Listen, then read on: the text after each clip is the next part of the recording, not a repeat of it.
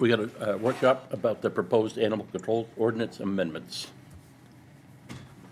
Where do we start? Well, we could start by saying why we called this workshop. Yep. Do they have a copy of the amendments in front of them? I do.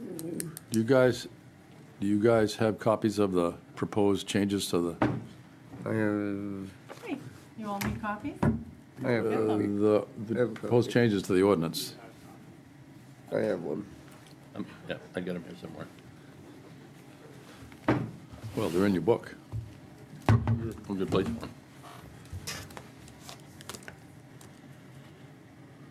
Did you want, I'm happy to rerun last. Number 6. Last time, that would help. I got them right here.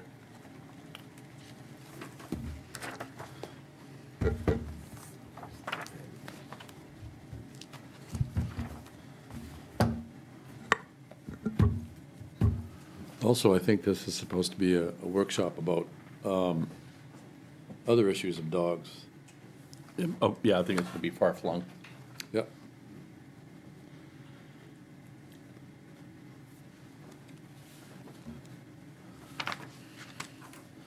Give Christie a minute to get back with the copies.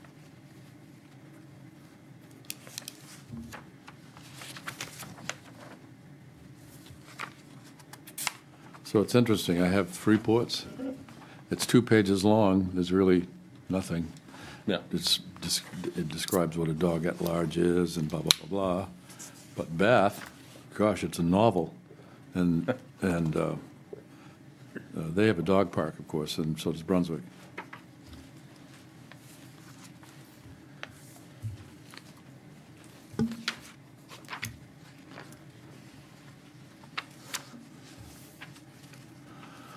Welcome back. Anybody know a little song and dance they can do while we're waiting? Yeah, we just feel an awkward moment. We'll be all right.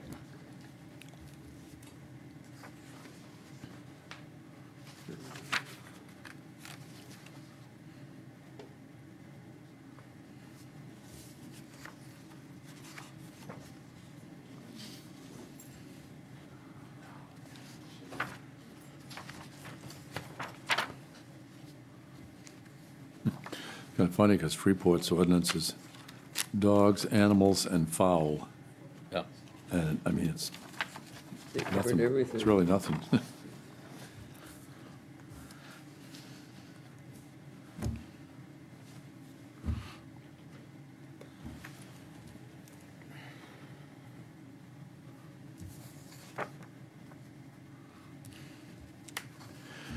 Baths includes cats. No? You can't let your cat run at large. I- Imagine that. It sure should be. That's what cats do.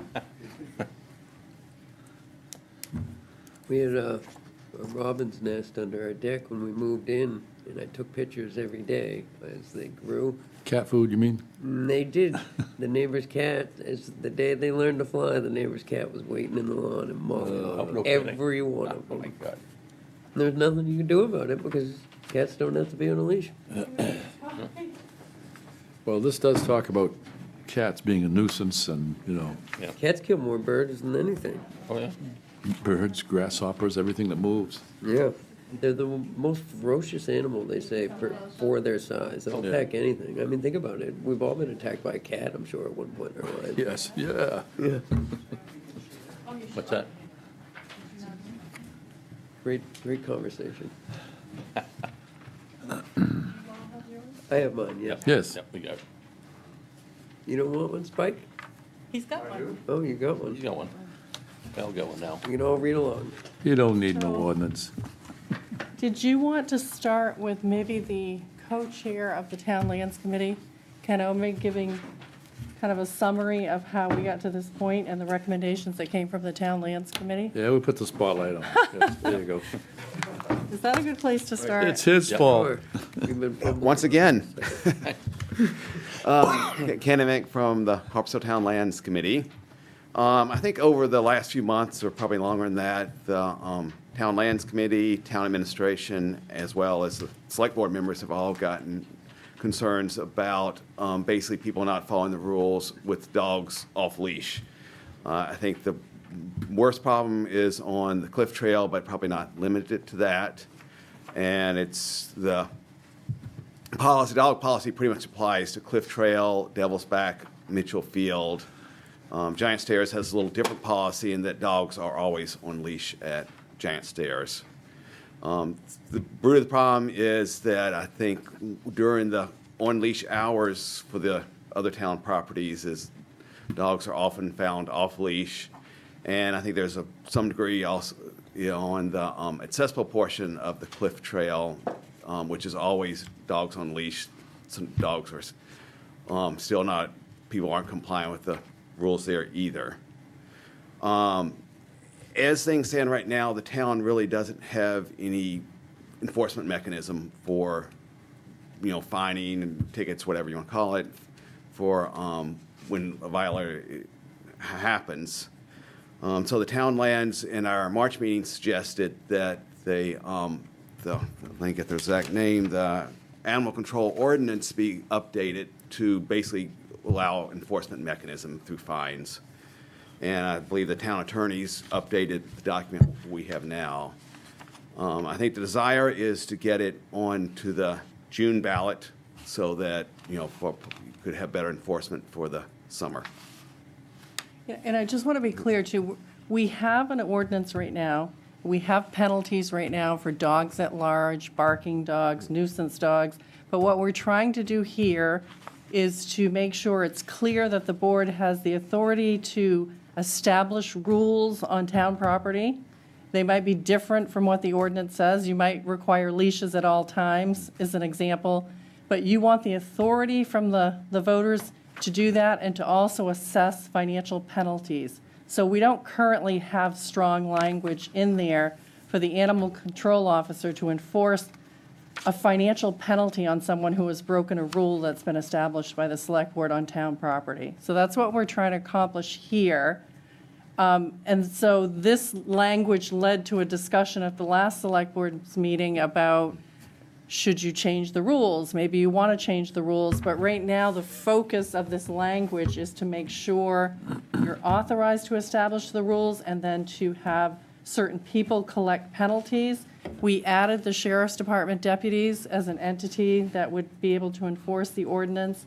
And then we also added language that anyone that you may designate by formal vote could also have the authority to do so. So like the future town lands monitor. Potentially, yes. And I guess I think emphasizes this is not a change in policy at all. That would be a separate select board process, but this is just given enforcement ability. I think everyone's. Yeah, well, most people know how I feel about it, but after talking to the recreation director, and if we can get this policy in place, where there's some meat that animal control and sheriff's deputies can hand out fines before we do the option of leash only on all the trails, or at least the Cliff Trail. At this point, I'd like to just see the enforcement angle, see if that works before we do the other ones. Frankly, I'm not sure how many people would even listen to it, but once you get the enforcement angle, That's where our weakness was. We yeah. I'm in agreement too with what Kevin just said. I think it's silly to change a rule if you can't enforce the rule that you're changing. I think it's more important to get an enforcement mechanism in place before we worry about changing any policy that we can't enforce, whether we change it or leave it the same. Yep. After it goes into effect, then we can see how the summer goes, see how the fall goes, and then once summer's over, we'll see how things went. And if something needs to be done, then we'll do it then. So you guys all have the copies of the ordinance and the changes in your hands. Any comments?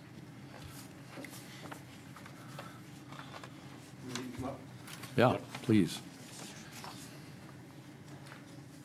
Spike Highwell, Harpswell Neck. We have, in the ordinance, it talks about enforcement per MRSA, blah, blah, blah. Yet, the problem is we haven't defined for the town what that actually is. I don't know what MRSA actually states. Do you? Well, that would be a specific statute. Right. And I don't know, I don't have it in front of me right now, but I think that statute says that a town has home rule authority to establish. That's all it does? It's kind of, regulations around this issue. I mean, there's a statewide leash law, but it's up to the When town. you say statewide leash law, I don't know what you mean by that, because each town can establish, But I think that the state of Maine is, it's not a, oh, maybe at its parks. It's not really leash law, it's dogs at large. okay, well, Which all is- right, which is related to leash. Yeah. But we have a It's dog at large provision right now. Our Yes. animal control officer But can my establish question is, fines. we don't have any specifics other than referencing the MRSA. And so what you need to do is actually come up with some number for enforcement. That's what I hear you Oh, saying. you're is talking it- about cost, what the penalty? Yeah, I mean, what are you trying to do? I mean, if you want enforcement, then you're going to have to say it's going to cost you $100 if your Put a number dog's to it. off leash. So And you have to determine what that is, right? The statute, the main statute does say there's certain levels at which your fine is capped, and maybe the animal control officer knows what those levels are. But I think in terms of the rules on town property and the penalties that the select board imposes, they can establish that by a fee schedule that they adopt. Okay, well, that's my Yes, question, yes. is that you have something to work with Yeah, no, beautiful. through the MRSA, Yeah. the state. It actually spells it out in that state. law, Yeah, that statute says what we can impose for fines, Yeah. no less than 50, no more than 250. Okay. I just looked it up. I don't know if Jim, okay, Ned would like to speak. I had one question that just occurred to me when I was reading the new ordinance. Well, what you said, Christie, about enabling, making it clear that the selectmen have the authority to establish rules just by a vote without going to town meeting. Does that mean that, have you got an opinion from the attorney as to whether the currently adopted rules would be enforceable? Or would they need to be readopted? I don't think they'd have to be readopted necessarily, but I think this just clears any question up. Yeah. I do remember there was a specific warrant article passed by the Harpswell voters that said the board had the authority to establish rules at Mitchell Field, but that doesn't mean they have the authority to establish financial penalties. right. So right now, if somebody breaks the dog rule at Mitchell Field, they can be asked to leave the property, and if they do it again, it could be, I'm sorry, you can't use this property if you're not going to follow the rules. But the animal control officer currently cannot impose a financial penalty. But, so what I see in here is just clarifying Yes. what's already the. And actually, What we understand to be already the. and some policy. of the rules are actually stricter than our ordinance, because some of the rules impose that a dog be on a leash at certain times. And if you read the current ordinance, we have this exception about dogs need to be on leashes except if they're under voice control. So this really clears up that there could be a rule on town property that is more strict than this general A rule adopted by the select. Yes, no, By correct. policy. Correct, Or- correct. We can't really set a policy for other than town property. Right. Yeah. Yeah.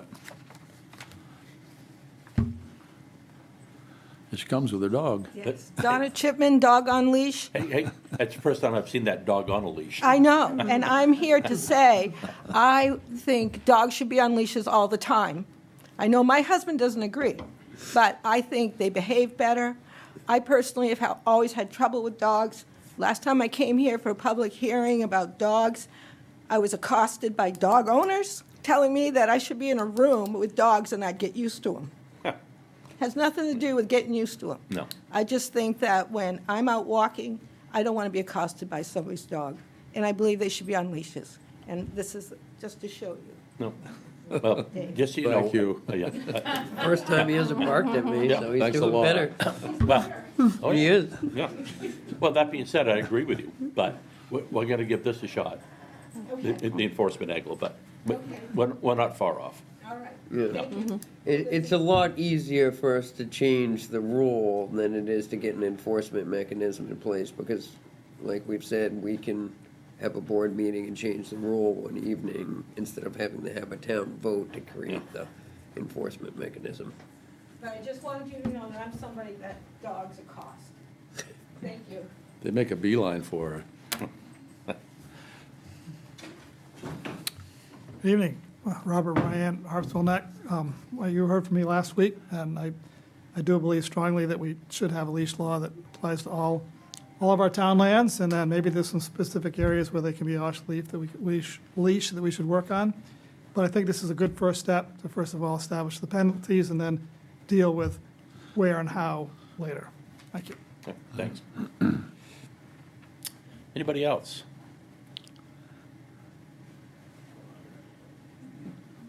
I thought that might come up. Well, we're here about the ordinance, we're really not Right. here about dog rules. But No. I will say that I think it's a good first step. And once we have the enforcement, and if we do get a monitor, and we explore actually having someone out there saying, look, your dog's supposed to be on a leash, it may solve the problem. If it doesn't solve the problem, then we have to go the next step. So I agree with Kevin that you try and make it work through the summer and the fall and then see what happens. Yep, thanks. Some of the next steps may be including in the ordinance dogs on leash all the time, but then we would provide a dog park or someplace for, I mean, I know dogs love to run. That's their nature, right? That's what they do. And they like to run and sniff and pee and all the stuff that dogs do. And it's just more comfortable for them to do that. So we would be providing, if we did that, I think we should provide an opportunity for dogs to, if they're going to be on leash all the time, other than Brunswick's on leash all the time except for their dog park. Yeah. Same with Bath. They at least provide an opportunity for the dogs to run. Yeah. Anything, Katie? After Ned? Just one other question. How do you anticipate evaluating the effectiveness of this enforcement mechanism? Coming up with a number? Just whether it's good enough or not, or whether Well, whether the rules need to be changed. Well, I think one way is to see how many fines we write. If it seems to be exorbitant, then it's clearly a problem. And to see how the complaints go. If all of a sudden you are out on the trail and you find that there's 100% compliance, then it seems to be working, and we probably wouldn't hear from you. But that's really the only way we would have to evaluate it, is by looking at how many fines we're writing and hoping to hear from people that it's either is working or isn't working. Okay. I guess one other comment I'll make is I think the enforcement is a great step. Personally, I think without somebody spending a lot of time on the trail, the changing the rule to something that's consistent and easily understandable is going to be more effective than enforcement, especially someplace like here on the Cliff Trail. I think enforcement at Mitchell Field is practical. I just don't see that it's going to have, my sense is it's not going to have a huge effect out here. I see it at Cliff Trail. People come down off the trail, the dog's running around the parking lot. Right. When it's supposed, so the My- sheriffs, when they're doing their paperwork and sit My- there and write tickets. My sense is, and I don't spend a lot of time on this section of the trail, as you know me, I live on the other side of the creek. I often enter the trail from the other side, so I don't spend a lot of time here. My sense is that it is better here since the rules have been changed on the accessible portion. It's really hasn't changed much on the rest of the trail. I have similar concerns that when people are up there out of sight, they tend to, nobody's watching kind of thing. Hi, Denise Perry, Harpswell Neck Side. I often get dogs that bark at me, that jump on me, and I've called a few times. Many, many times I have not called the animal control officer. And when I have called, they always tell me it's my responsibility to get the person to stay there, or to get their name, or to take pictures of them, or to carry pepper spray to scare the dog off. I don't want to do that. And I don't have time to do that.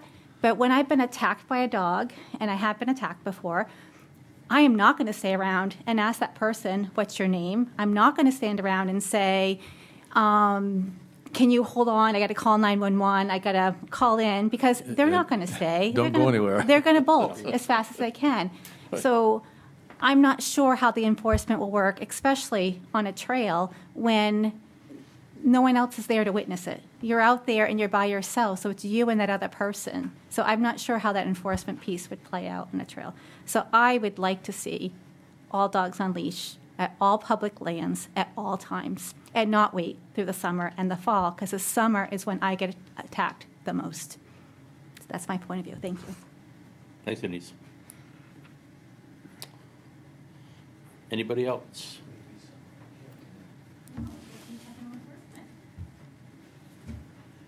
Hi, Katie Neal, Recreation Director in Harpswell Neck.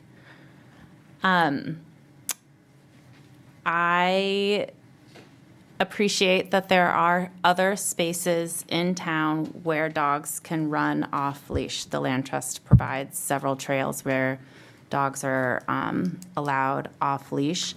And I understand that the town has a responsibility to look out for the citizens and put their safety and ability to walk the trails as a priority.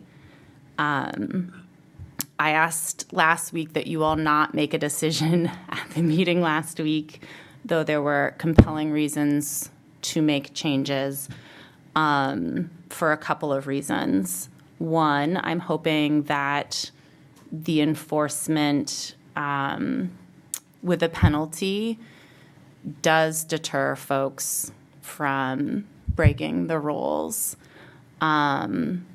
Also, I feel like even with a stricter rule, the people who are going to break the rules are still going to break the rules. So I don't think they're breaking the rules because the rules aren't strict enough. But mostly my interest in not making that decision was for a matter of process and to create space to get feedback from more people so that when we ultimately do make a change, we will have gone through due diligence and solicited the appropriate amount of feedback from people. So my hesitation in making a rule change is more about process and hearing from people and giving an opportunity to see if the fines do have an impact.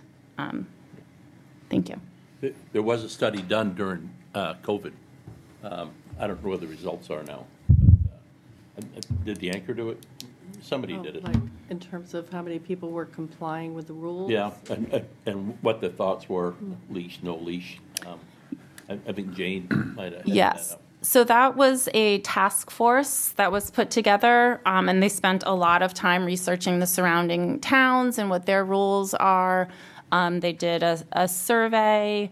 It was 6 years ago, and the dynamics of our town, as I've said many times, continues to shift every year.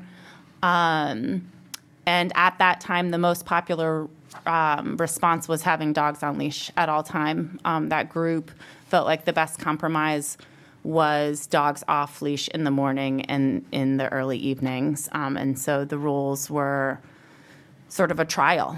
And I'm hoping through the meeting last week and through this meeting and talking about it at the meeting shortly, that we are clearly conveying to the community that by their non-compliance with rules, there are going to be consequences that maybe they don't want. And so hopefully,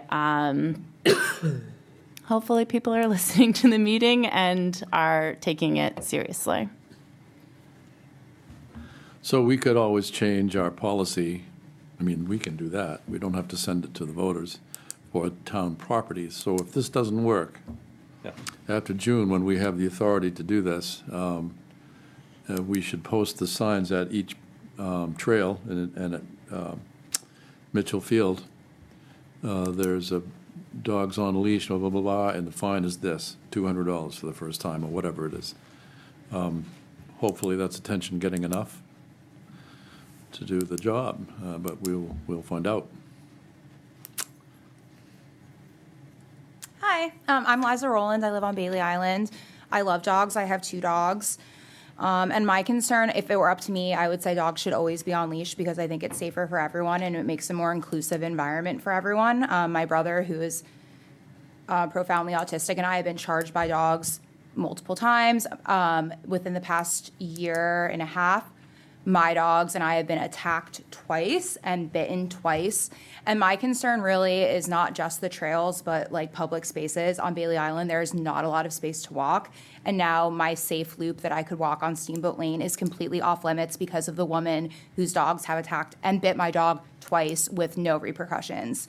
So that would be, I think, like, it would be great if dogs can be on leash at all times, although I do think enforcement is really difficult, and I definitely support trying to enforce what we already have. Like, I think that's completely reasonable.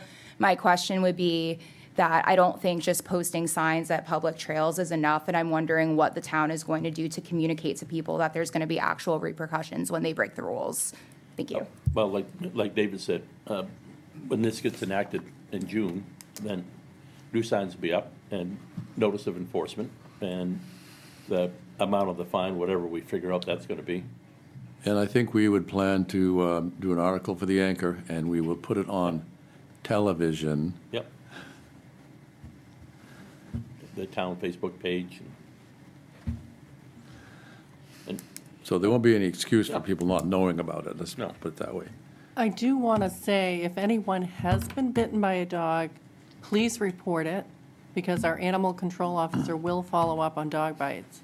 Multiple levels, nips, more, but that's definitely already in the ordinance. That's a violation, and I know that our ACO, who's here tonight, does follow up on those and takes them very seriously.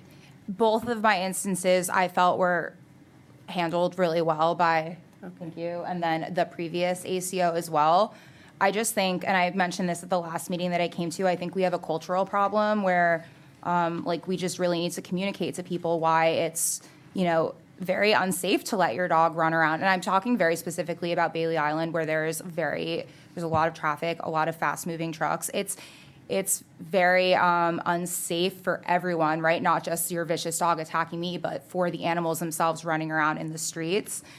So yeah, like, for me, it wasn't, my issue is not with how those specific instances were handled. A lot of issues that I've had is just, again, cultural. People leaving their dog poop everywhere. That comes with even responsible dog owners that are just letting their dogs run around, for example, at Mackerel Cove where that's permitted, right? You can't watch, maybe if the dog's down the, the path a little bit, you're not going to see when they poop, and then you're just going to leave it. My husband picks up bags of dog poop, bags of dog poop constantly all week. Every time he's going out, he's picking poop. I just feel like it's a, I hope that when we, communicate to people through the TV or the Anchor or whatever, we kind of explain why this is an issue. It's not to demonize people or like take away rights from their dogs to run around. It's just, it's not safe. And I feel like people don't necessarily like connect those two things. It's not safe for people that, want to safely walk down the street. It's not safe for their dogs running around. It's not safe for our ecosystem when dog waste is running off into our shores.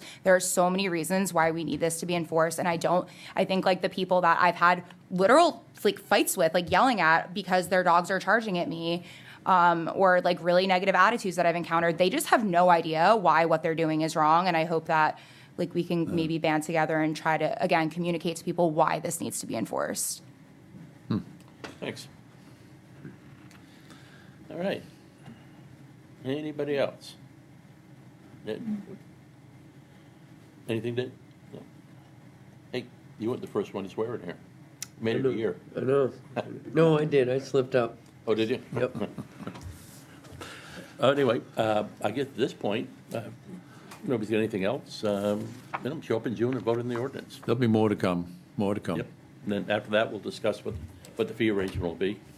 Matt's got the numbers at the state. Yeah, between proposes. 50 and 250. Yep. start at 250, work our way down? Yeah, yeah. You wanted a turkey.